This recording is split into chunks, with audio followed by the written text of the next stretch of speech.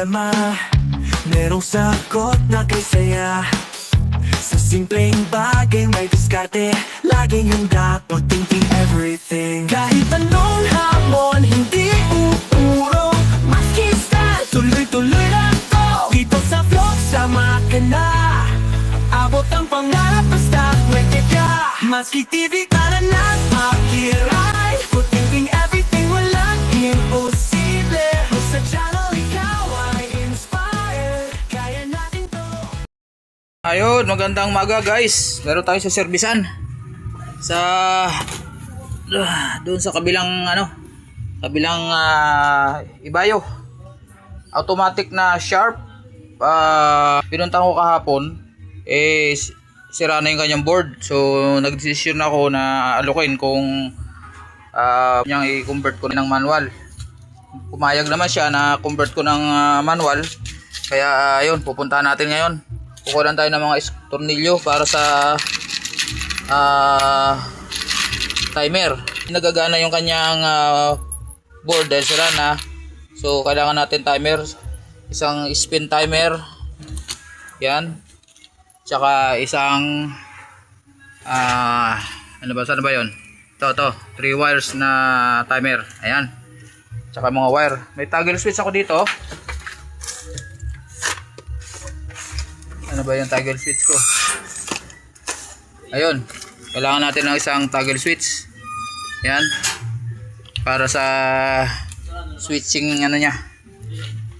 Ayan, okay. So, ito na ating gamit. Ayan. Yun. Okay, samahan niyo ako guys.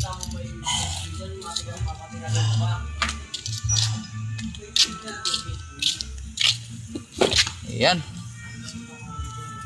Okay.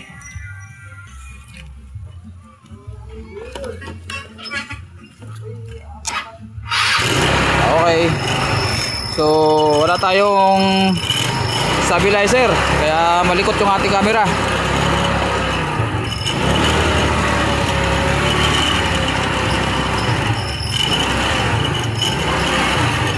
Okay, standby na lang muna. Tutuloy na natin yung video mamaya pagdating ko ron. Ayan. Isang kamay lang ang gamit ko. Mahirap. Motor. Isang kamay lang. Okay, stop muna. Sharp. Ayan guys. Sira na yung kanyang board. So gagawin natin, convert natin ng manual. So ayan guys. At dubbing tayo habang nagsasalita din ako dyan. Kaso lang mahina ang audio. Pero ito, binaklas ko na yung pinakang cover niya. At tanggalin natin yung mga wiring. Pinutol ko lahat yung mga wiring niya dahil disabled na lahat yan. Hindi nagagana yung board. So dahil nga manual gagawin natin, so buksan ko lang itong mga tornilyo sa likod yung takip. Pinalawang na yung mga takip guys, kaya nahirapan tayo magtanggal. So pinagpuputol ko na yung mga wire dyan para wala nang maiwang wire dyan dahil magwa-wire tayo ng bago. Punta dun sa motor, drain motor, capacitor, papunta sa mga timer switch ng washing, tsaka dryer, tsaka yung toggle switch.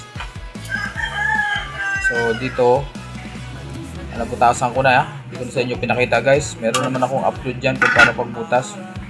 At pininitan ko lang ng aking panginang para magkaroon ng butas at may pasok ko lang maayos yung pinakang timer. So dito naman guys, pagganahin ko yung kanyang water inlet valve nya.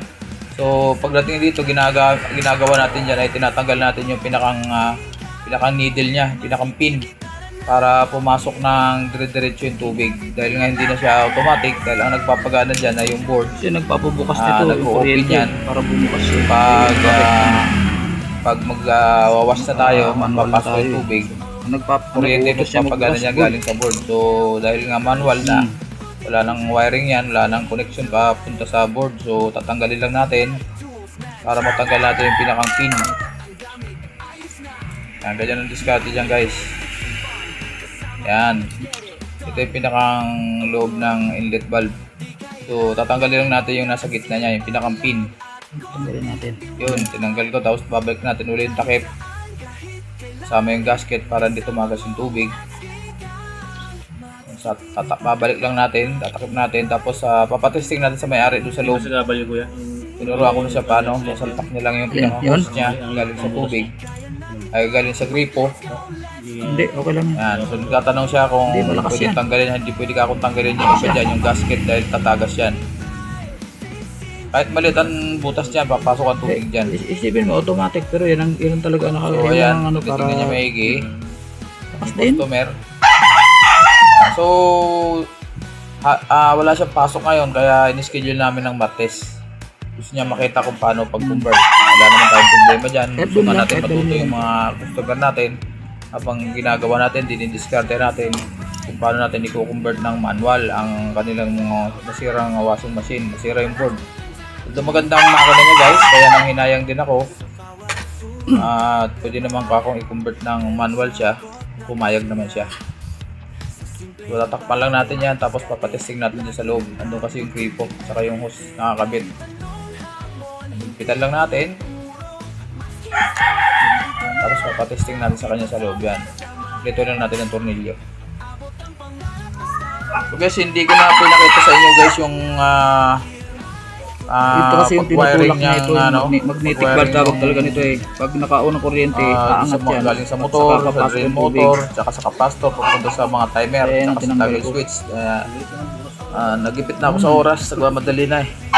Bali, mayroon naman akong tutorial dyan, pag-convert yung ginagamit ko rin sa bahay. Okay bro. Una kong upload. Kailangan nyo pakibalikan nyo na lang. Magnetic valve talaga yan eh. Tawag lang nila kasi mayari inlet valve. para matesting niya yung valve. Basta pag binuksan niya yung gripo, dapat aagos yung tubig. So ito guys, na lagay na natin yung timer, wash timer, tsaka spin timer, tsaka yung toggle switch. Hindi ko na sa inyo pinakita dahil tagal ako magbutas. Saka yung connection niya, ayan na. So ito, yung forward and reverse. Forward, isang ano nakakabit sa kabilang capacitor, papunta sa timer. Ayan, timer ng washing, tsaka spin drive. Ayan. Tapos ito naman, kabila, sa kabila capacitor din linya, punta naman sa ganoon din, doon sa taas. Ayan. So ito sa drain motor papunta doon sa toggle switch. Okay na, so kakabit na yun. Tingnan natin yung drain motor, ay nung ano, okay? Ayun, yan, okay na raw. Ayan pala, ayan, tinesting natin, hindi ko na naipakita. Puro wento eh. Yan, naka-spin tayo guys. Ito yung toggle switch, nakaturo din sa dryer. So automatic, pag ginit na ako to, ito toggle switch, automatic titigil yan, preno yan. Ayan o, preno. Malalaman po yung set mo na dyan na ano, dryer ka. Wala na, tansya, anuhin mo na lang, kasi manual na eh. Manual na eh. Pwede mo lang Oo, pwede. Tuyo na. Tama na. Pag, kung halimbawa, nakantay bang babalik sa dati. hindi, kung depende sa pihit mo eh. Pag sinagad mo, matagal yun. Kung sakaling alam mo, nainip ka na, edi, di ba nakaganon, di ba nakadryer? Ang tagal naman ito, on ko na. Hayaan mo lang yun. Kusa naman pupunta sa zero yan eh. Dito ko na lang magpapatay. Ganon din sa washing. Halimbawa, ito, patayin ko to ha. Halimbawa, naka-washing ka. Tingin mo, tama na. Napihit mo ng matagal hanggang dito. Tama na nga. Oh, ito lang. Igitna mo lang. Para tigil lahat. Ngayon, huwag nyo kakalimutan na nakasaksak, na naka-off to, tapos nakaganyan. Kasi yung motor yun, umaandar yun, nagpapump yun palabas. Automatic yun. Pag ito, ayun, diba, tumutunog. Pabayaan mo 2 oras yan, yung motor mo, umaandar yun pag nakasaksak. So, kailangan, siguro di mo naka-off to. O kaya, ugutin mo doon, kung hindi mo nagagamitin. Kasi sayang kuryente. Tsaka yung motor, pag-iinit. Yung motor ng drain motor kung tawagin. Oh, yun ang the best, hugot lagi. Ganun lang. Kasi yan, automatic at naka-off to, gumagana yung motor niyan.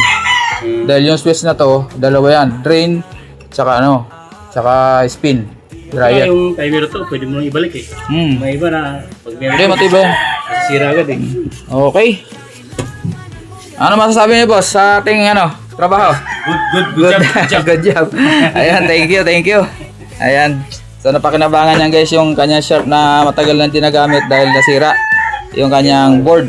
So ito kinumbert na lang natin ng manual. Kagaya nung ginagamit ko sa bahay. Good job. Pagawa na kayo. Salamat boss. Ayun.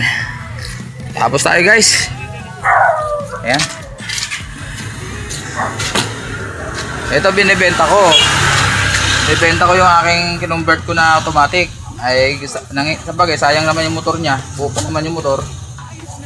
Okay, kasundo kami sa presyo 1.5 sama labor tsaka materialis. Okay lang. Dalawang bagong timer, isang bagong toggle switch, mga wire. Ayun, labor 1.5. Pwede na, di na masama. Ayan. Ay, pahinga muna tayo. Pahinga muna si Matski.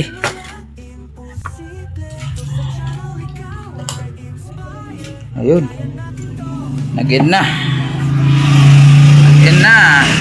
Si Irene.